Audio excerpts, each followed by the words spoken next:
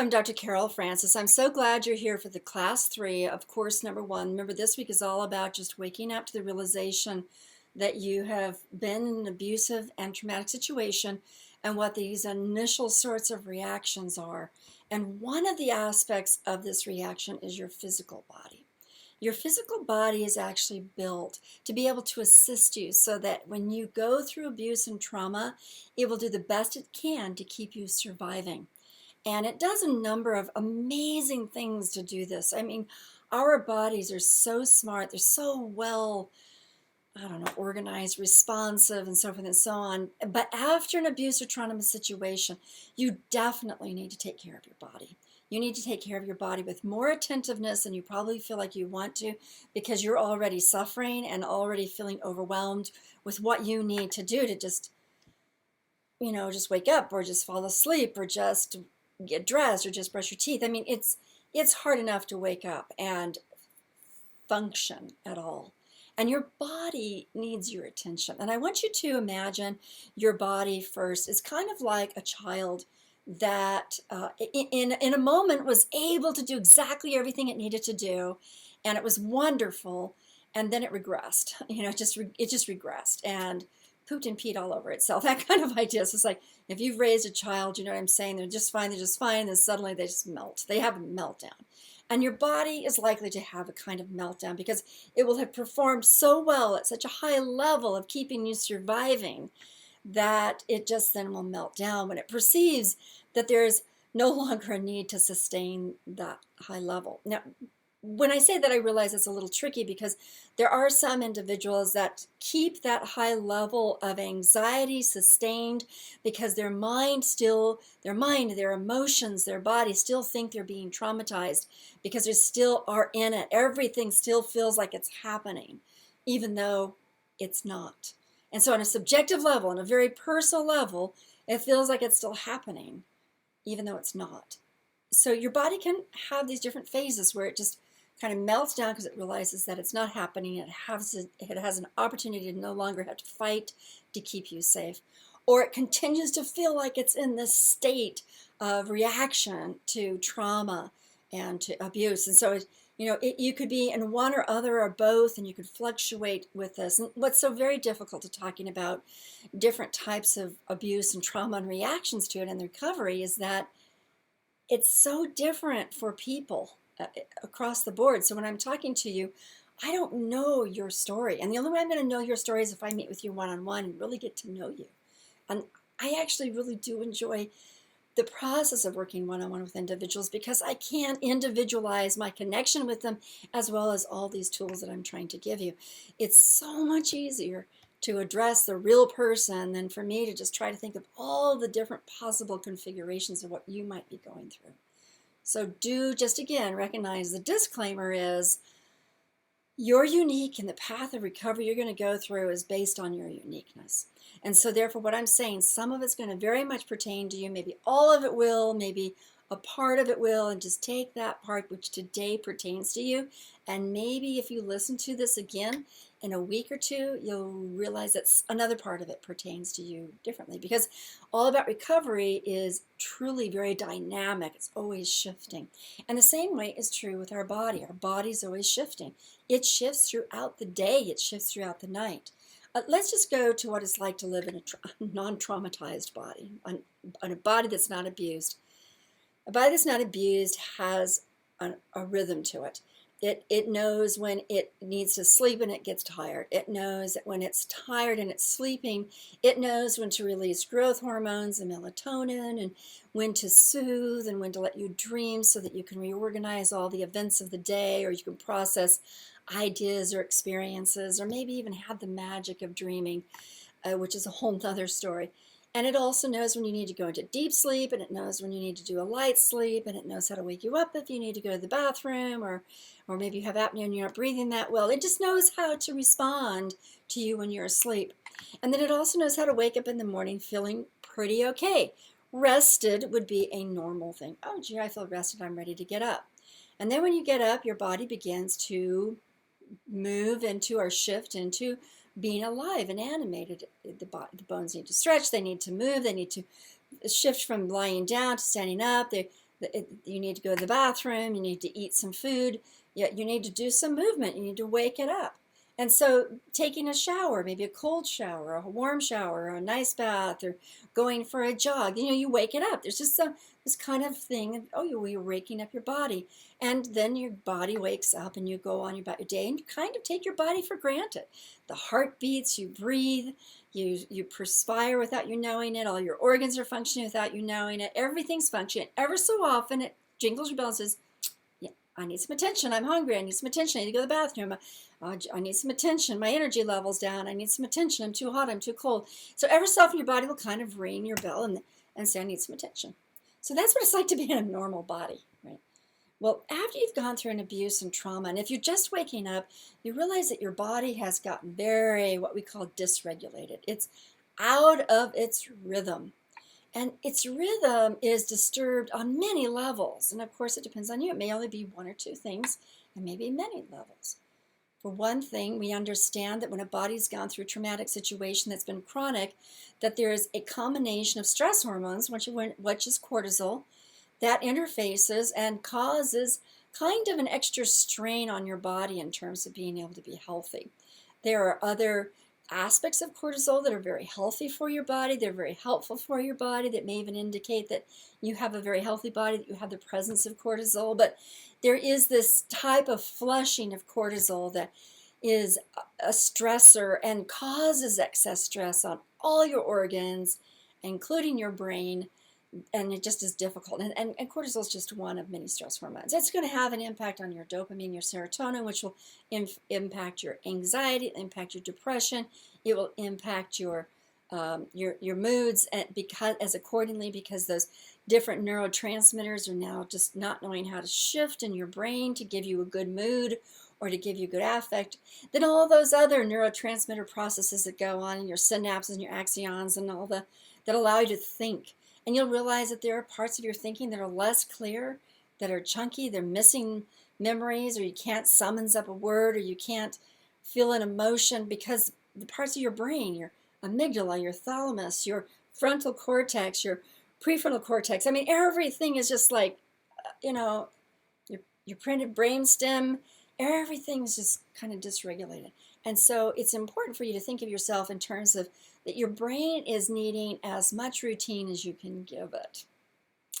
And that's one reason why in the exercises, the first thing I have you do is think. The second thing I have you do is to talk out loud as you self-reflect and then write it down. And then the other activities are all about being able to regulate your breathing, regulate your heart, regulate your meditative state to put you in either a state of peace or a state of ease. And that's another aspect of waking up your body after abuse or trauma, is learning how to relax again. So I have this device called EM Wave, and I will demonstrate the EM Wave in some of the future courses. EM Wave is an apparatus you put on your earlobe or on your thumb, and it takes your heartbeat. And it gives you a biofeedback. It gives you feedback on your heart rate, letting you know how rhythmic your heart is. See, the space between your heart rate, it's not just that it's rhythmic, but that the space between each heart rate is in confluence with your breathing, and there's a rhythm to it, and your heart remembers what it's like to create a rhythm. In fact, when people say, I'm out of rhythm, I'm not in sync with myself, I have no jazz, I can't get myself in step, I'm not in the groove. These are all, I don't have a rhythm. And so to the degree that you can create an artificial rhythm, or you can practice these biofeedback devices to give you the practice of getting your body in rhythm, reminds your body what it was like to be in rhythm. And the more you practice these activities, the more you will actually remind your body what rhythm is all about. The easiest rhythms to deal with consciously is your breathing, which impacts your heart. And those are the two easiest things to do. I also find that walking in a rhythmic way, counting as you walk, or dancing in a rhythmic way, like doing the waltz, for example, doing things that are in rhythm, just in flow and rhythm. One of the activities I do when I'm trying to break at the stress of the day is a brain visual scanning activity that also requires me to do a rhythm. And if I'm in rhythm, I'm more perceptive. I'm easier going. I'm calmer. I'm quicker in my response. And so this moves me into being able to think and observe and be aware and do it in a rhythm. And it's one of the exercises that I do during the day that just kind of keeps me regulated. Often will do it. I'll stop for lunch or dinner for a few minutes, not a whole lot, and I will do these particular activities. People who play um, Candy Crush or solitaire or chess or these other ones, they have rhythms to them, and to the degree that you play them in a rhythmic way, they're very, very helpful. There are also meditation sorts of apps that you can have on your phone, and they are listed in my book, Paths to Recovery After Abuse and Trauma. And those apps allow you to begin to practice rhythm. The Muse is a brainwave piece of equipment, and I have included for you in the bonus videos an interview I did with Muse all about using Muse differently in your life. And it teaches you how to create rhythm in your brainwaves as well if you use Muse in that fashion. There's lots of ways of using neurobiofeedback, but that's definitely one of them. And today I'm encouraging you to experience your sense of rhythm. Yesterday also, you learned the beginning steps of a progressive relaxation. And that's all about being able to teach your muscles what's the difference between being tense and relaxed. Tense and relaxed. Tense and relaxed. And each time you relax more. And each time you tense, you see if you can tense more without causing any sort of cramping in your body, and then release even bigger. And this also, done in a rhythm, teaches you how to recognize when suddenly you're putting tension in your body with no need whatsoever. Maybe a memory comes to mind. Maybe one of those haunting flashes come to mind, and your body tenses. And it teaches you how to recognize you're holding your breath, you're moving, your heart rate's going to increase just to get that blood circulating because you're holding your breath, and your muscles are tense. And those three things become voluntary as you actually exercise making them voluntary. This is what we do with soldiers. One of the things we do with soldiers is after they've had their traumatic reactions, their body has literally forgotten how to relax. Their heart has forgotten how to respond in a relaxed way to living. Their breathing has forgotten how to relax. And so we reinstitute just those very basic experiences so the body can remember what it's like to release.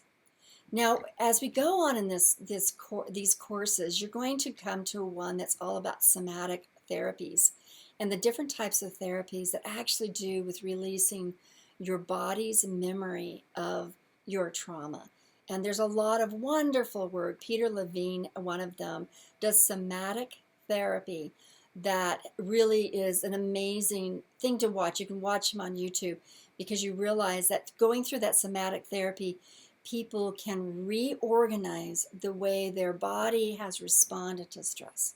So if your body has responded to stress by caving in, then you will walk like this and your breathing will be cramped.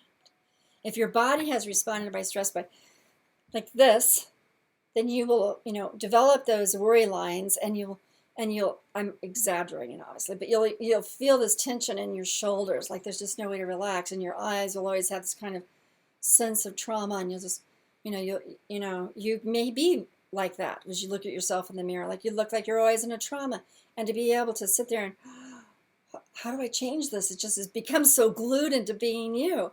So then you, relax. It's like you have to work, you have to remember to relax. Remember what posture is like, remember what breathing is like, remember what peaceful faces are like. Anyway, so we will do some of those exercises in the guided imagery that are connected to this particular thing. Well, your body's amazing, but your chemistry of your body, the muscles in your body, the organs in your body, the bones in your body, and your heart, they've all been impacted by the trauma. Vander Kolk has written a book all about the body remembers the trauma, and I will note that as well. And that's also discussed in my book, Paths to Recovery After Abuse and Trauma. And he actually came on the tails of EMDR it's the process of moving your eyes in such a way that seems to reprogram the brain, the neuroanatomy, the neuro circuitry of your brain around the trauma and abuse. I will be talking about that as well in future courses. But I'm bringing this up now because there are so many interventions that are available for you to be able to get your body back into not being a trauma reactive body. Remember, your body is there taking commands from you as to how to help you. So if you are feeling like you are still terrified, your body will say, okay, we're still terrified. I'll handle the terror. And then it will keep handling the terror and the fear and the terror and the fear. It'll keep doing it, even though there's actually no event taking place outside you because it's taking place inside you. But it doesn't know. It doesn't know internal versus external reality. If you say there's something terrifying going on, it will believe you and it will react in order to be able to do the best it can. But then after a while, it begins to deplete its adrenals and its resources to be able to support the stress that you're putting it under, and you become way overstressed. And then it develops all these complications related to stress that it take you actually training your body to say it's okay to relax. It's okay to not be stressed. We're not in stress.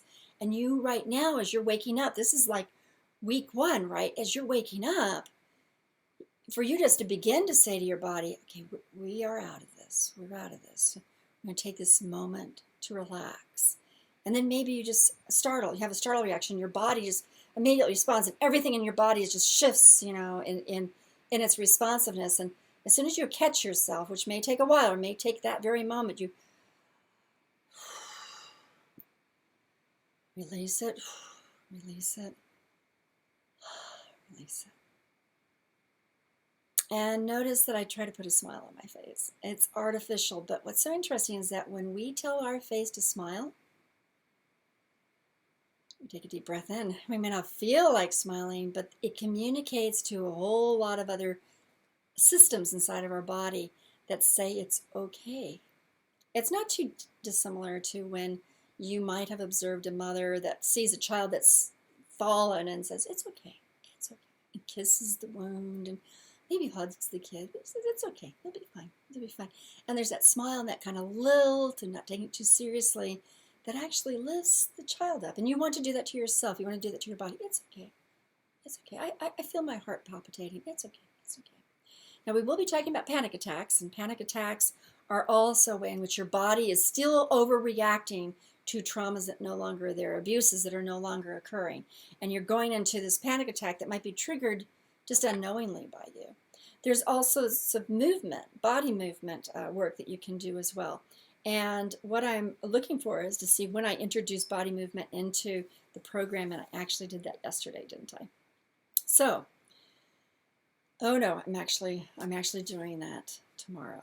And the reason I'm looking, yes, okay. You have 2 meditations that are all about body movement, and that this week. And please do move your body, because in the process of moving your body, you remind your body to be waking up like you would in the morning. So here's my advice to you. To the best of your ability, I want you to try to create routine in your schedule. And even if you don't feel like getting out of bed, get out of bed at a certain time. Get dressed, take a shower, put on your makeup, maybe do some exercise, eat a standardly good meal for you. Just do routines. Make sure you have exercise. Make sure you have your vegetables and your fruits and your proteins and your grains in there. That combination has so many nutrients in it that are all about regulating your body and also about giving what you need to calm your body down. When people say they stress eat, that stress eating is obviously carbohydrates. And what's interesting is the body does need a heightened amount of carbohydrates when it's in a state of stress. So this is probably not the best time to lose weight. You might even gain weight, but you want to allow yourself the grains that can give you the thiamine and the riboflavins and things like this, the vitamin B's and food that are available that are about reducing stress. But don't overdo it. Sugar is a stressor, but sugar is also a calmer. It can calm people down. And in my book, Paths to Recovery After Abuse and Trauma, I very much say there's some foods that are good for some people under stress and some that are horrible.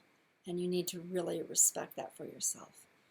This is about today listening to your body and treating it like a little child that just needs you to give it routine, help it breathe, help the heart regulate, help yourself sleep if possible, get yourself into the routine of the day, and be able to walk and feel in rhythm, even though it's all artificial. So the meditations that I'm going to do today that will guide you through those processes so that you can begin to help yourself in that regard. And I'll be doing some more tomorrow so that you have a follow-up on your body's adaptation to the first week of recovery. Waking up, your body wakes up and goes, oh, we're no longer being traumatized, we're no longer being stressed. This is good news. And do I remember how to no longer be afraid and run away or want to fight, or do I remember any of that? In closing, I think also I want to say, remember that your emotions are all over the place as well. And so even though today is about your body, your emotions are really, really a part of every part of your body, all of your biochemistry and your brain and your heart and your muscles. So you want to remember that. It is not without great concern that I say the following. I have included a bonus video that's all about when people have experienced childhood abuse, they are more vulnerable to really complicated illnesses, including cancer. And if you're ready to listen to that bonus video, I suggest you go do that so that you can come to terms with realizing that your body really does need you to ante up to the effort of making sure that you're going to be healthy in a rhythmic sort of way, because you're going to be reversing the harm that was done to your body, and that will be tremendously helpful to avoid creating an environment in which your body doesn't know any other way to react but by way of illness. All right, that's enough for today, don't you think? This is Dr. Carol Francis. Take care. See you tomorrow.